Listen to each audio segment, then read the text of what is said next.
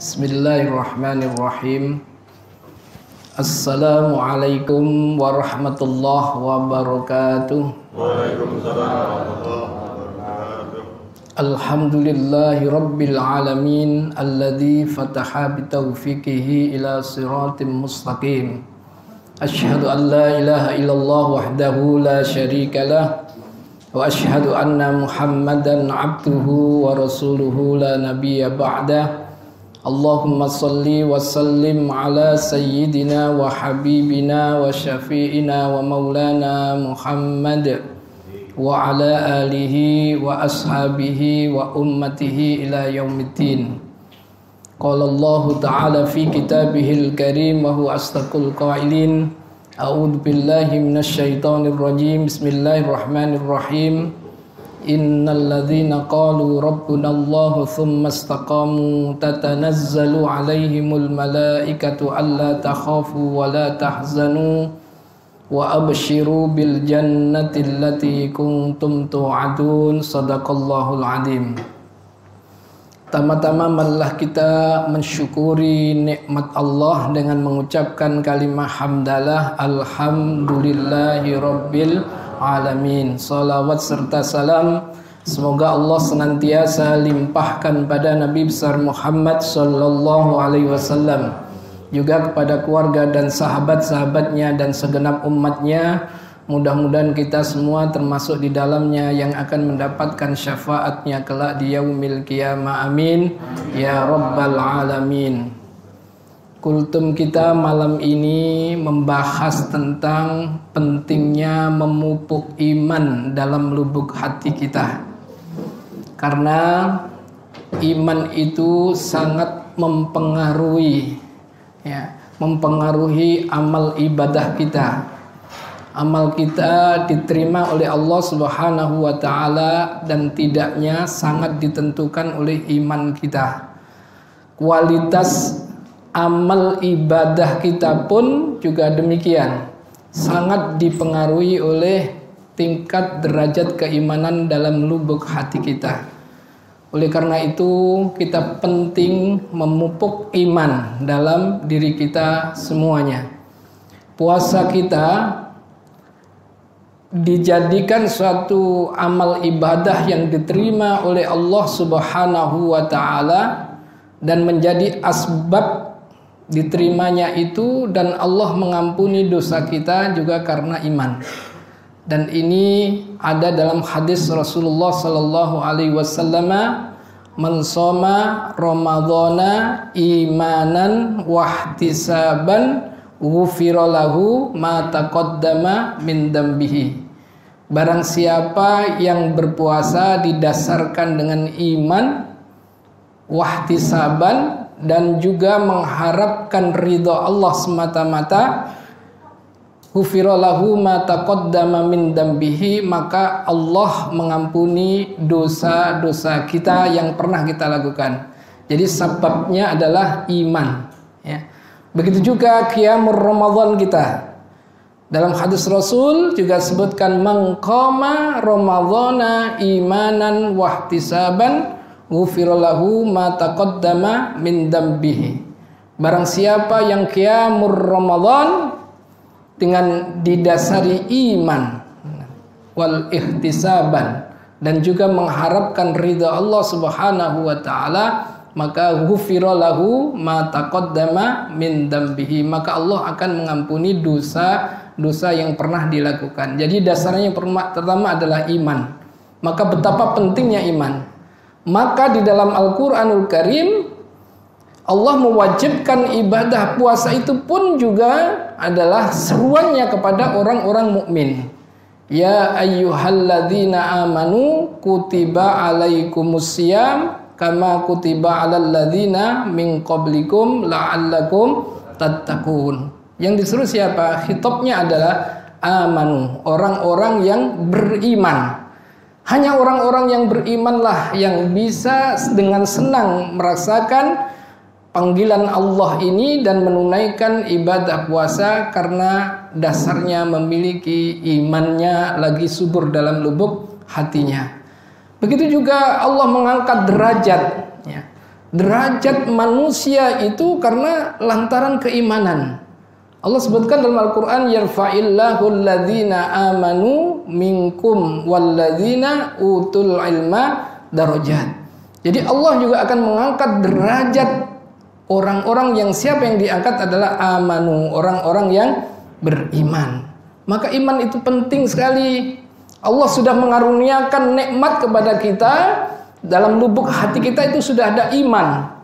Maka suburkanlah iman itu. Angkatlah derajat iman dalam diri kita itu. Jangan sampai kita biarkan, kita pupuk. Dengan apa caranya meningkatkan kualitas iman itu? Maka kita hendaknya senantiasa yang pertama, perbanyaklah membaca, mendengar, memahami ayat-ayat Allah. Ayat-ayat Allah yang diturunkan oleh Allah Subhanahu wa ta'ala di dalam bulan Ramadan ini. Membaca ayat-ayat Allah. Ayat-ayat Allah itu ada ayat kauliyah, ada kauniyah. Ayat yang kauliyah itu adalah ayat-ayat yang termaktub di dalam Al-Quranul Karim yang diturunkan oleh Allah Subhanahu wa ta'ala. Syahrul Ramadan alladzi unzila fihi al-Qur'an hudan linnasi wa bayyinatin minal huda wal furqan. Jadi Ramadan ini Allah menurunkan Syahrul Ramadan alladzi unzila fihil Qur'an. Jadi Quran ini adalah merupakan karunia Allah yang sangat-sangat agung untuk kita semua. Maka ambillah itu Quran, bacalah Quran, dengarkan ayat-ayatnya untuk meningkatkan kualitas iman kita. Fahamilah Al-Quran itu dengan berbagai macam cara. Membaca Iqra Al-Quran, dengan kita sering datang ke majelis-majelis taklim untuk apa? Dalam rangka memahami ayat-ayat Allah itu. Maka kalau kita sering untuk membaca, mendengar dan memahami ayat-ayat Al-Quran, maka iman kita akan senantiasa subur, tumbuh dan terus menerus menjadikan kita bisa mengamalkan ibadah yang berkualitas. Amal ibadah kita akan senantiasa diterima oleh Allah Subhanahu wa ta'ala. Dan sebaliknya, kalau kita jarang sekali untuk membaca Al-Quran, kita jarang sekali mendengarkan ayat-ayat Al-Quran, dan tidak pernah memahami ayat-ayat Al-Quran, maka iman kita akan menjadi lemah. Kalau sudah lemah, maka kualitas amal ibadah kita akan rendah. Bahkan kita akan tidak semangat untuk beramal ibadah kepada Allah. Lantaran apa? Iman kita lagi turun. Iman kita lagi lemah. Mau berpuasa pun merasakan berat sekali. Mau beribadah sholat berat sekali. Mau berinfak apalagi berat sekali. Karena apa? Imannya lagi lemah. Maka perbanyaklah itu. Membaca, mendengar dan memahami ayat-ayat Allah Subhanahu wa ta'ala. Maka itu penting sekali. Al-Quran adalah merupakan hidayah bagi kita, hudan linnas wa bayyinatin minal huda wal furqan. Jadi sebagai satu hidayah bagi kita, dan hidayah itu beberapa kali saya sampaikan bahwa hidayah itu adalah nikmat yang tertinggi. Nikmat Allah itu bertingkat-tingkat. Ada nikmat yang terendah, ada nikmat yang tertinggi. Nikmat yang tertinggi itu adalah nikmat hidayah Allah. Nikmat yang terendah itu adalah nikmat kehidupan. Kenapa nikmat kehidupan itu dikatakan sebagai nikmat yang terendah? Karena kehidupan itu bukan hanya dinikmati oleh manusia saja. Seluruh makhluk Allah itu akan diberikan oleh Allah kenikmatan kehidupan. Bahkan makhluk Allah yang jahat pun itu diberikan oleh Allah kenikmatan kehidupan yang jauh lebih panjang daripada kita manusia.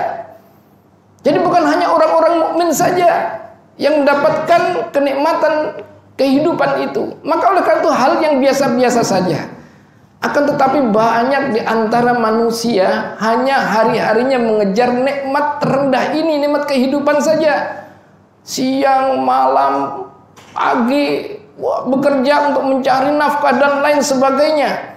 Hanya kepentingan apa? Untuk mengejar nikmat kehidupan itu. Jarang sekali untuk bagaimana meningkatkan, bagaimana untuk mencapai kenikmatan yang tertinggi, yaitu nikmat hidayah Allah Subhanahu wa ta'ala yang menyuburkan iman yang ada dalam lubuk hatinya. Maka Allah menurunkan Al-Quranul Karim. Huwa kalamullah al-munazzal ala rasulillah biwasitatil amini Jibril alaihissalam al-manqul ilaina bitawatir al-mubda bisuratil fatihah al-muhtam bisuratin nas al-muta'abbadu bitilawatihi. Jadi Al-Quran Allah turunkan di bulan Ramadan itu dari Lauhul Mahfud ke Baitul Izzah, kemudian diturunkan secara berangsur-angsur selama masa kenabian Nabi bahkan Muhammad sallallahu alaihi wasallam. Untuk apa? Hudal linnas, hidayah bagi kita semua. Maka sangat merugilah kalau kita jauh dari Al-Quranul Karim. Kalau kita belum bisa membaca, belajar membacanya. Kenapa? Dalam membacanya itu pun Allah menghukumi ibadah. Al-muta'abbadu bitilawatihi, dihukumi ibadah. Bahkan hukum ibadahnya Allah itu memberikan pahala bukan per ayat, melainkan per huruf. Karena Rasulullah Shallallahu Alaihi Wasallam menyebutkan alif lam mim bukan satu huruf, melainkan alif satu huruf, lam satu huruf, mim satu huruf. Jadi ketika kita menghatamkan Al-Quran berulang-ulang, maka pada saat itu Allah memberikan pahala setiap hurufnya. Dan di dalam Al-Quranul Karim itu ada terdiri jadi jutaan huruf Al-Quranul Karim. Maka kita beribadah terus. Kita bagi waktu yang luang, yang baik-baik gitu, kita manfaatkan untuk banyak membaca Al-Quran. Kemudian kita mencoba merenungi, mentadaburi, memahami makna-maknanya. Dan kemudian kita mencoba mengamalkannya. Itu semuanya akan menjadikan menguatkan iman dalam lubuk hati kita. Yang kedua adalah wa yatafakkaruna fi khalqis samawati wal ardi. Bacalah ayat-ayat kauniyah Allah. Ketika melihat kita yang diciptakan oleh Allah Subhanahu wa ta'ala di alam jagat raya ini, hubungkan dengan Allah. Siapakah yang menciptakan alam jagat raya ini? Allah Subhanahu wa ta'ala. Itu akan menguatkan iman. Makanya sekarang banyak pelajaran-pelajaran di sekolah-sekolah kita, anak-anak kita itu terputus itu. Hanya mempelajari bagaimana perkembangannya. Bagaimana misalnya masalah biologi, masalah fisika. Itu hanya tidak terhubung dengan bagaimana Al-Khaliqnya yang menciptakannya. Misalnya bagaimana proses penciptaan manusia. Proses penciptaan manusia. Kalau seseorang mempelajarinya, wa fi anfusikum afala tubsirun, apakah kamu tidak memperhatikan bagaimana proses penciptaan dirimu misalnya. Kalau kita merenungkan, mentafakuri, memikirkan itu bahwa itu adalah merupakan ciptaan Allah, maka akan meningkatkan kualitas iman kita. Jadi wa fi anfusikum afala tubsirun.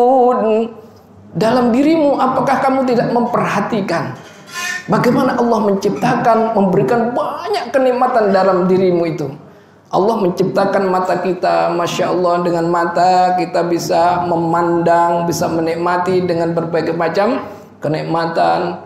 Allah memberikan telinga kita, dengan telinga itu kita bisa mendengar, ya, mendengar. Allah memberikan lisan kita bisa berkata-kata. Allah bisa memberikan kaki kita bisa melangkahkan kaki kemana-mana. Allah memberikan tangan kita bisa berbuat sesuatu dan lain sebagainya. Maka wa fi anfusikum afala tubsirun. Kalau kita mau memikirkan semuanya itu dalam diri kita sendiri, nggak usah ke alam jagat raya, itu kita sudah bisa meningkatkan kualitas iman kita kepada Allah Subhanahu wa ta'ala. Maka kita akan merenungi dalam ayat Ar-Rahman itu yang diulang 31 kali. Fabi ayyi ala'i rabbikuma tukadziban. Nikmat yang mana lagi yang kamu dustakan? Segitu banyaknya nikmat yang diberikan oleh Allah Subhanahu wa ta'ala. Lantas mengapa kamu tidak mau memenuhi panggilan Allah? Mengapa kamu tidak berat memenuhi panggilan Allah? Dipanggil adzan, sholat gak mau. Disuruh puasa gak mau. Kemudian disuruh memperbanyak amal ibadah, yang lainnya nggak mau. Lantas bagaimana sikap syukurmu ini kepada Allah Subhanahu wa ta'ala? Maka Allah perintahkan, wa fi anfusikum afala tubsirun. Apakah kamu tidak memperhatikan bagaimana Allah memproses penciptaanmu itu? Yang dulu kamu tidak ada menjadi ada misalnya. Yang dulu kita tidak ada, Allah mengadakan. Kita diproses, diciptakan dari apa? Nutfah. Dari nutfah, saripati yang berasal dari makanan-makanan yang dimakan oleh orang tua kita. Kemudian menjadi proses menjadi nutfah. Nutfah menjadi alaqah, alaqah menjadi mudghah. Jadi segumpal darah, segumpal daging. Kemudian Allah memberikan ruh dalam alam rahim tubuh ibu kita. Kita dititipkan alam ruh di ibu kita. Di alam rahim ibu kita, berapa lama kita diberikan kenikmatan di alam ruh. Kemudian diberikan ruh, dilahirkan, tumbuh besar, diberikan banyak-banyak kenikmatan. Kalau kita mau terus-menerus memikirkan tentang bagaimana tanda-tanda kekuasaan Allah inilah, maka kita akan senantiasa terus, iman kita akan senantiasa subur terus. Maka kita akan semangat, akan terus mendekatkan diri kepada Allah. Kita akan mensyukuri terus kepada Allah Subhanahu wa ta'ala. Lantaran kita jarang memikirkan hal ini, maka kita akhirnya menjadi orang yang kufur kepada Allah Subhanahu wa ta'ala. Kemudian berikutnya adalah istiqomahkan kita untuk banyak beramal-amal soleh. Karena itu semuanya akan apa? Menyuburkan iman kita. Innal ladzina qalu rabbuna Allah tsumma istaqamu tatanazzalu alaihimul malaikatu alla takhafu wa la tahzanu wa abshiru bil jannati allati kuntum tu'adun. Innal ladzina qalu, sesungguhnya orang-orang yang qalu rabbunallah, mengatakan Tuhanku adalah Allah Subhanahu wa ta'ala, sumastaqamu, kemudian dia istiqomah dengan kata-katanya itu, dengan imannya bahwa Allah Tuhannya, dia menjalankan semua syariah yang diperintahkan oleh Allah Subhanahu wa ta'ala. Tatanazzalu alaihimul malaikatu alla takhafu wa la tahzanu, maka Allah menurunkan para malaikat untuk mengkhabarkan alla takhafu, ketika kamu nanti dalam keadaan mau indal mauti, ketika datangnya kematian, malaikat mengatakan, mengibarkan alla takhafu, janganlah kamu takut, jangan kamu khawatir. Datangnya kematianmu dan sesudah kematianmu dikabarkan, karena kamu orang mukmin, kamu telah istiqamah melakukan amal-amal soleh yang cukup banyak. Allah takhaf wala tahzanu, ketika datangnya kematian Allah membisikkan kepada orang-orang yang iman yang kokoh itu dan yang istiqamah melakukan amal-amal soleh itu, wala tahzanu, jangan bersedih hati dengan apa yang kamu tinggalkan di belakangmu. Anakmu, keluargamu, semua yang kamu tinggalkan diurusi oleh Allah Subhanahu wa ta'ala. Hartamu akan senantiasa bermanfaat karena keimananmu dan amal solehmu itu. Allah takhafu wa la tahzanu wa absiru bil jannah, maka kabarkan gembira. Kabar gembira bagi kamu adalah al jannah, surganya Allah Subhanahu wa ta'ala. Karena apa? Iman dan istiqamah melakukan amal-amal ibadah, amal-amal soleh itu. Ada suatu ibrah, ada suatu hikayat kisah seorang yang soleh. Ia adalah Amru bin Qais al-Mulai. Dia pedagang pasar dari Kufah. Dia pedagang kecil saja, tapi hari-harinya sering menangis, meneteskan air mata ketika berdagang di pasar. Kenapa? Ketika ditanya oleh sahabat-sahabatnya, kenapa engkau, Amru bin Qais, nantiasa kamu kok banyak menangis? Kenapa? Saya sering melalaikan kehidupan di akhirat. Itu yang dipikirkan. Dan yang saya khawatirkan kawan-kawan semua juga begitu. Karena terlalu banyak menggandrungi bisnis dunianya, melalaikan kehidupan di akhirat. Itu yang dipikirkan oleh itu. Maka Amru bin Qais ini ada 4 tempat senantiasa. Kalau nggak di rumah, dia akan senantiasa di masjid atau di makam atau di pasar. Cuman itu yang paling banyak. Dia sering berada di tengah-tengah makam. Untuk apa? Senantiasa mengingatkan kematian dirinya. Suatu saat dia akan mati dan selalu ingat terhadap kehidupan akhirat itu. Maka Amru bin Qais ini adalah suatu hamba Allah yang ahli ibadah kepada Allah Subhanahu wa taala. Dia senang beribadah puasa. Senang sekali beribadah puasa. Bukan karena lantaran wajibnya ibadah puasa Amru bin Qais ini. Karena apa? Memahami hadis Rasulullah sallallahu alaihi wasallam, kullu amalin ibni adam lahu. Semua amal-amal ibadah bagi hamba Nabi Adam itu adalah anak-anak Nabi Adam, anak cucu Nabi Adam itu lahu baginya. Dan Allah memberikan hasanah kebaikan asru amsalia, 10 kali lipat, ila sab'imi'atin dhifin, sampai dengan 700 kali lipat. Tapi illa saum, kecuali puasa. Kata Nabi, fa innahu li wa ana ajzi bihi. Puasa itu untukku, kata Allah dalam hadis qudsi. Jadi amal ibadah yang lain itu adalah untuk hambanya, tapi untuk puasa itu fa innahu li wa ana ajzi bihi. Puasa itu untukku. Maka Amru bin Qais ini ingin menghadiahkan dirinya kepada Allah Subhanahu wa taala dengan menjalankan banyak hari-harinya beribadah kepada Allah Subhanahu wa taala, yaitu ibadah puasa. Hampir semua puasa sunnah itu dijalankan oleh Amru bin Qais. Puasa Senin Kemis, setiap Senin dan Kemis beliau puasa. Kemudian ditambah lagi puasa Daud. Puasa Daud sehari puasa, sehari berbuka, sehari puasa, sehari berbuka. Kemudian Ayyamul Bid, pas 3 hari pertengahan di bulan Hijriah puasa. Kenapa dia senang berpuasa? Yang pertama adalah tujuannya Amru bin Qais ini adalah ini fa innahu li, kata Allah. Ini untuk Allah Subhanahu wa taala. Dia sangat senang bergembira, menghadapkan untuk taqarrub kepada Allah Subhanahu wa taala dengan ibadah puasa. Dan ibadah puasa itu adalah ibadah sepanjang siang. Min tulu'il fajri ila ghurubis samsi, dari terbitnya fajar sampai dengan terbenamnya matahari, terus beribadah puasa untuk Allah.